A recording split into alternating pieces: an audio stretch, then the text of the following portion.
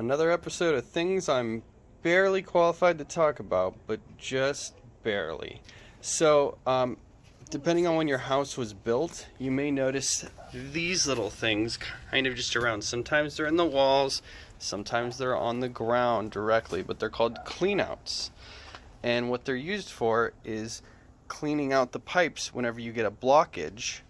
For instance, my sink in my kitchen is clogged, and it's nothing to do with the actual sink or the pipes or the P-traps. So I came out here to see if this was blocked off.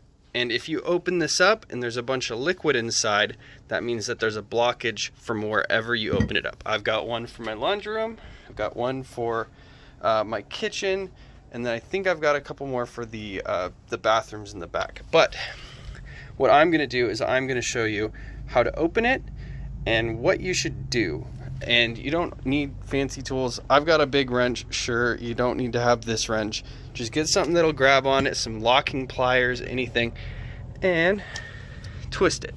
Might be a little tough because these things don't get opened every day, you know. I'm going to hand this over to the camera person.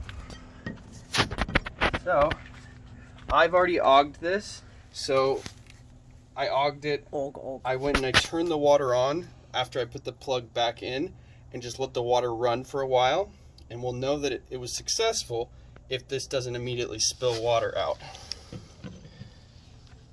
And this is just a little Ryobi auger, and what happens is it spins in there and it grabs and it breaks up everything in there so that it'll let it drain. So once it started, boom. So it's no longer clogged. It's never going to smell great because that's going straight to the sewer. But I'm going to do one more aug just for demonstration, and also just to break up things. With this guy, you know, righty-tighty will allow it to bounce around and get to where you need it to go. It's going straight down. And then you'll notice it hits some stuff. That's when the turning motion is most important. And see, that little spin allowed it to bounce around and get to the pipe it needed to. So I'm just going to let it go. You can have it spin, but just for the video, I'm not going to have it spin too much right now. Have it go as long as it can. This one, I think you can go about 15 feet. And let it go. You know, I don't want to get copyright strikes, so I'm not going to let it go too much. And so we're at the end. And so some of them are hand operated. That's fine. This is great just because the drum spins automatically. And what it's doing, it grabs. So let it get as far in there as possible.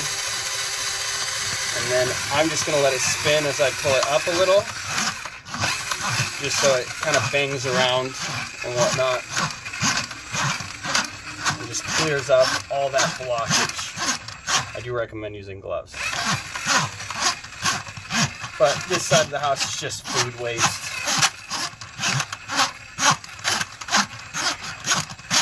We'll see if we caught anything.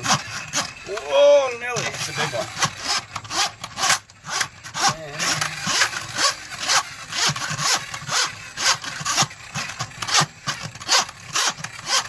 You got to be careful if you tried to use Drano or anything like that beforehand, before trying this. That's acid and it will burn. So try to clear that out. It's got a little something on it, nothing too crazy, potato skin or whatever, but the blockage is now gone. And that's how you clean out a clean out.